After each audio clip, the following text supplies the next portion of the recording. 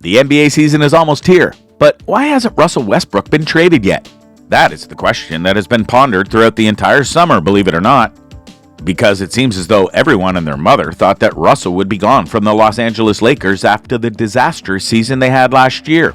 Yet, he remains with the team, and as a result, the question looms about whom he might go and be with and what it'll cost to get him. There are some contenders out there, they just haven't pulled the trigger yet. Jazz-Pacers trade updates. The Los Angeles Lakers are having a stressful offseason with putting the final touches on a roster around LeBron James and Anthony Davis. The Lakers haven't had much room to acquire top-tier talent and have had to do with rotational players that will have a big role in LA. The Lakers can alleviate some of their roster depth issues by moving off Russell Westbrook and acquiring 2 or 3 rotational players from teams that would be willing to part with players for picks and Westbrook's contract. Jovan Buha, who also reports on the Lakers for The Athletic, spoke with Michael Scotto of Hoops Hype about the Westbrook trade situation. Buha let Scotto and everyone else know that only the Indiana Pacers and the Utah Jazz would be possible suitors for Westbrook. However, Buha believes the Pacers may not be as interested anymore after the Lakers already dished young prospect Talen Horton-Tucker to Utah. As far as a Westbrook's trade market, I've heard Indiana and Utah are the 2 most likely destinations. I think Utah is, from what I've been told, more likely than Indiana. There are several permutations there with Indiana where it could be Myles Turner and Buddy Hield together, or one of the 2. The Lakers are in a less than ideal situation with both interested teams holding them for ransom to get both picks. Utah is a more natural trade partner considering they will love to get off multiple contracts of contending players for 2 Lakers picks that should have high value at the age of their current stars.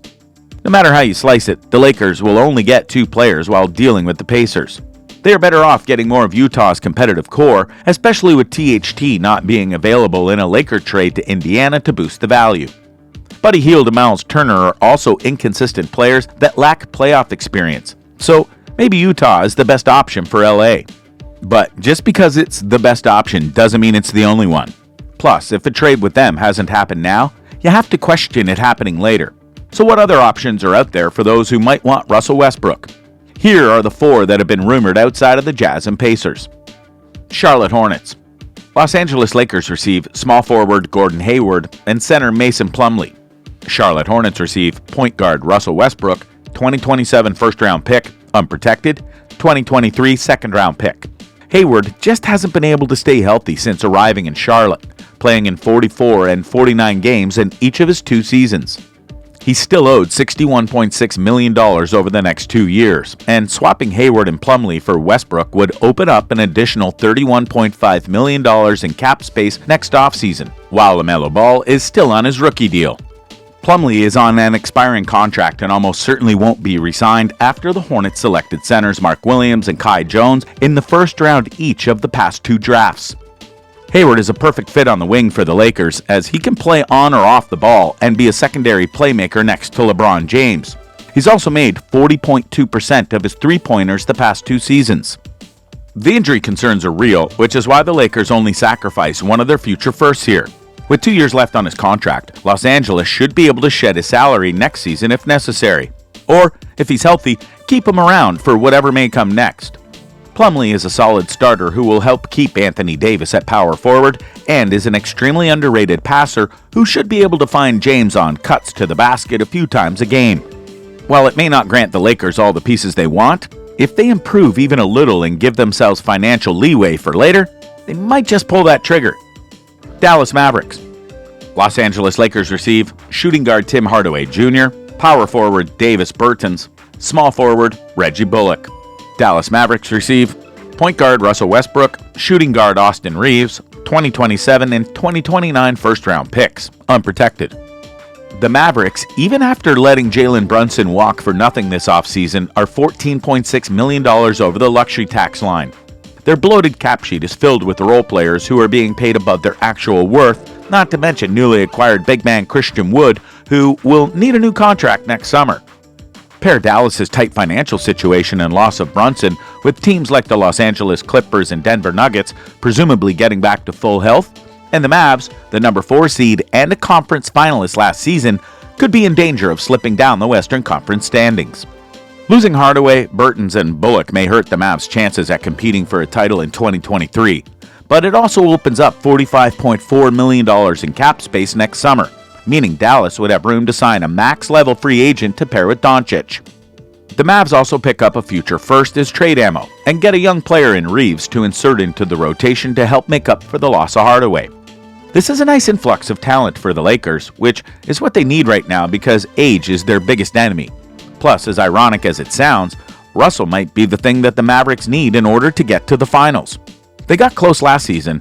Maybe Westbrook is the final push they need. New York Knicks. Los Angeles Lakers receive power forward Julius Randle, guard forward Evan Fournier.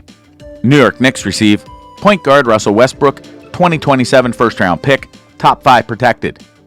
According to NBA insider Mark Stein, the Knicks would explore scenarios to trade away Julius Randle if they can acquire Donovan Mitchell in a trade, with Westbrook's expiring deal looking like a prime option with which to do so. Moving Randle and Fournier for Westbrook would create $44.6 million in cap relief in 2023. If a trade indeed does go down for Mitchell, he would get a chance to recruit another star to New York to join a core with Barrett, Jalen Brunson, Mitchell Robinson, and others. This could also turn into a 3-team deal, with the future first from the Lakers used to help the Knicks acquire Mitchell. Randle and Fournier are overpaid, but can still be quality starters in the NBA, which is what the Lakers need, quality starters. They just can't go off star power based on what happened last season. San Antonio Spurs. Los Angeles Lakers receive forward Doug McDermott and guard forward Josh Richardson. San Antonio Spurs receive point guard Russell Westbrook, 2027 first-round pick, unprotected, 2023 second-round pick, 2025 second-round pick. Swapping Westbrook's expiring deal for McDermott's helps create $13.8 million of additional cap space next summer when the Spurs could become big-time buyers in free agency. Keldon Johnson's contract will be their only guaranteed salary of more than $5.8 million. This is the best chance for LA to add some premier shooting around LeBron James and Anthony Davis, as both McDermott, 42.2% from 3, and Richardson, 41.5%, shot the lights out last season. Richardson is also a quality defender who can switch across multiple positions, something the Lakers desperately need. As an added bonus, the Lakers don't need to make the money match in this deal since the Spurs have cap space to absorb Westbrook's salary in this framework.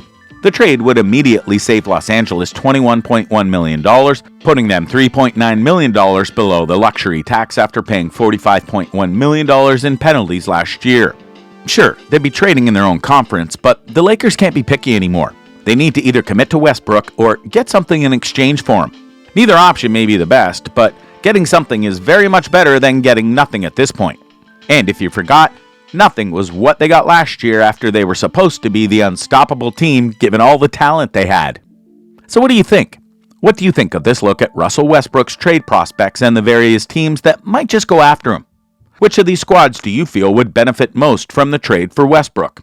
Or will the Lakers honestly try and work with him to figure out a way to make him fit on the squad?